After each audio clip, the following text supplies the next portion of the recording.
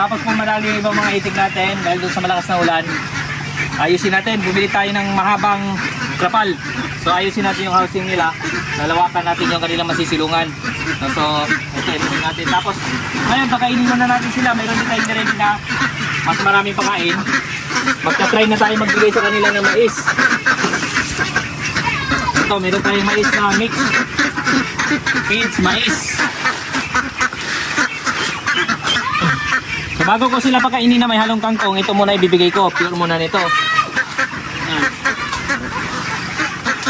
Tapos maya naman, magsasap akong kangkong para i-mix ko naman. So una muna nilang kainin, ito muna. Obya.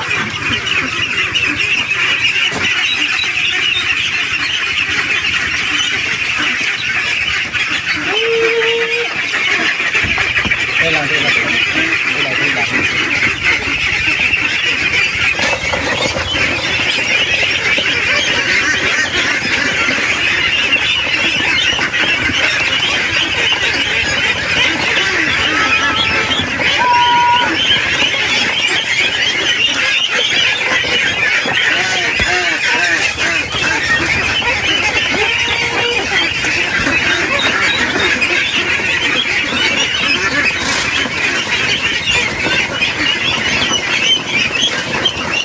Tapos nung makita nila papa sa video ko, la mama, kita nila maputik na dito.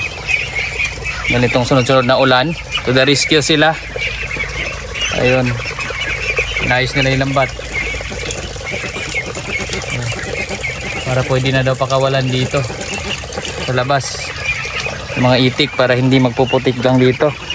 Malawak yung kanilang galaan.